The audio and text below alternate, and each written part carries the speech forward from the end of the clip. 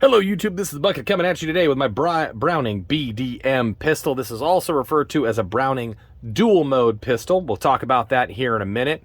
This firearm was produced in 1991-ish.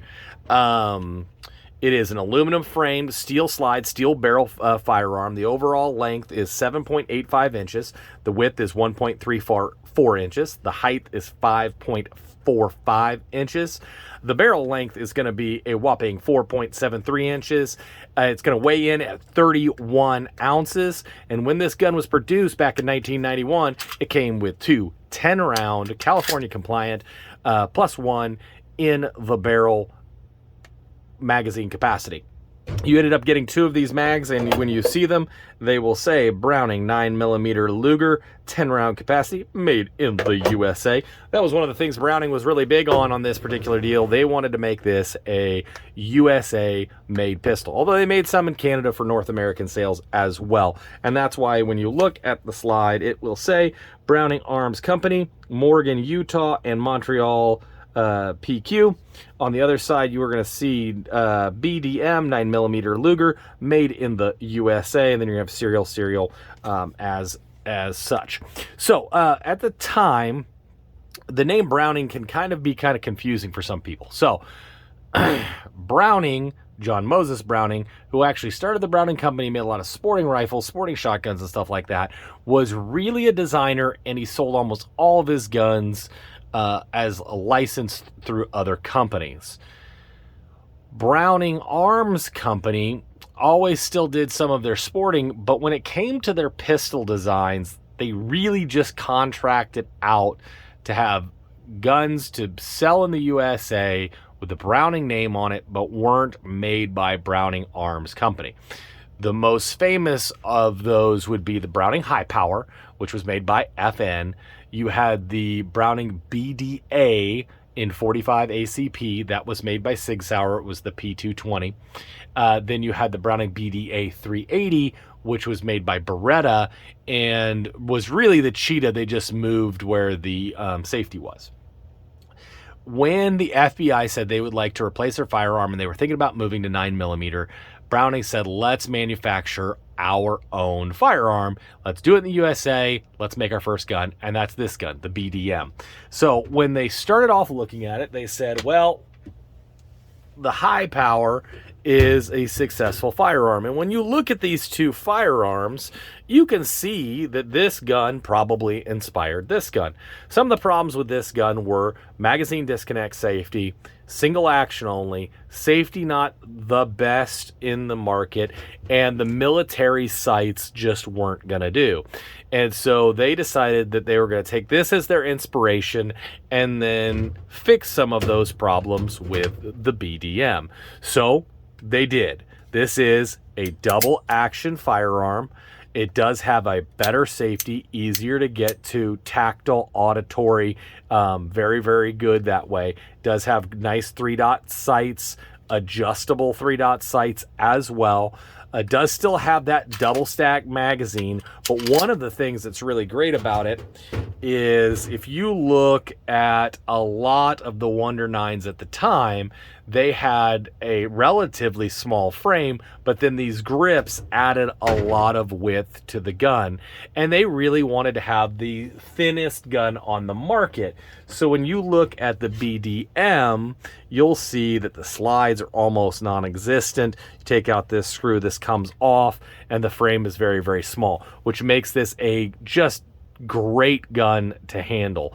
The M9, the Beretta 92, the High Power, the Ruger P85, all of those had those big grips, very, very fat, and this is a gun that's going to fit really, really nice in the hand. So they updated and kind of worked on that. When they did this, there were a lot of revolvers on the market. Again, this really was released in 91. It would run from 91 to 98. And when they put this in for the trials, they thought to themselves, there's a lot of holdovers, a lot of people that really think of revolvers as the best police sidearm that you could have. Remember, 9mm, the cartridge still had not been perfected in the United States. A lot of 9mm rounds just didn't work great. And so a lot of police stations really were kind of hesitant about going to a 9mm handgun. Also, with a lot of the revolvers, a lot of police stations actually removed the single action option because they felt like their police could not be trusted or wouldn't train to learn how to fire double action, that they would just thumb the hammer because the single action would make them more accurate. So a lot of police stations moved their revolvers to double action only, so you had to train double action. So what Browning did is they added this little disc, and you can see there's a P up here, a little R right here, and it stands for pistol and revolver. So if you take a Browning BDM mag, you'll see that there's that little lip. You just put that little lip in the disc and rotate this over so this dot lines up with the R.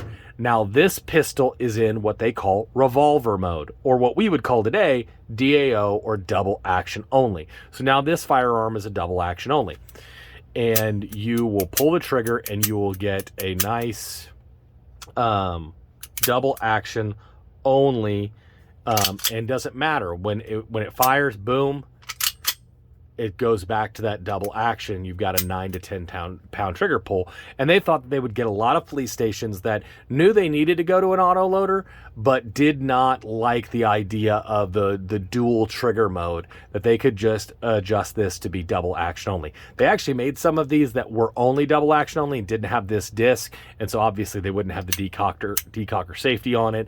Those are very rare to find. Then when your guys got trained up, you would just go ahead and move this from revolver over to pistol, and that would be lined up right over here. And then you would have what we would consider a double action, single action firearm. You'd put the magazine in, load your mag, then you have the gun in single action. You would decock, put it back on fire, and then holster the firearm. The first round would be double action, and then you would have a 4 to 5 pound trigger pull after that. I will tell you, the single action trigger is really, really nice. The reset is a little bit longer than what we would think of today. Also, it's auditory. Its tactile nature is very, very light. Then there's a little bit of take up, and then you've got a nice clean break. The double action, remember, and I've said this before, this is not how your double action hammer will sit. When you load your gun, it's on single, right? Go to double. That is much further out. Now the double action is from right here. That's that 9 to 10. Not a lot of stacking. It is heavy. It will take some training, but again, then you're back into your single action. Really pretty good for the time period. The gun feels great. Adjustable sights. I like it.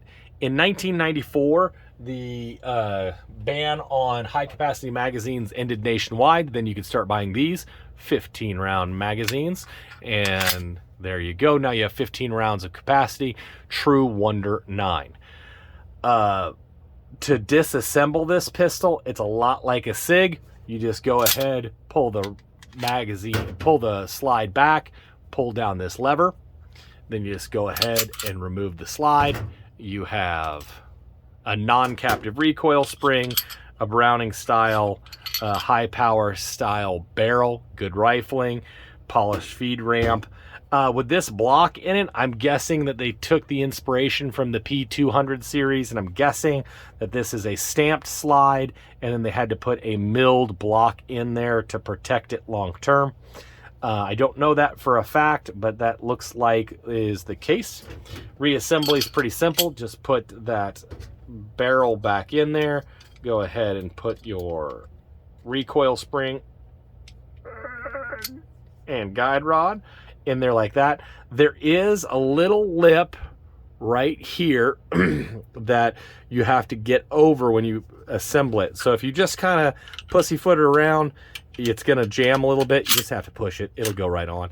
Then you go on, put on the slide stop, slide release, put your lever back over, and now you have a functioning firearm, and you can put on your safety. It will decock, dead trigger, and ready to go. really like this firearm. I think it's great. I think what killed the Browning BDM more than anything else was the Glock. Striker fire was coming back.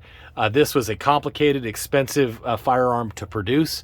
The Glock was really becoming the sidearm that was inexpensive and easy battery of arms to work with. And some of the kind of cooler features were transitional.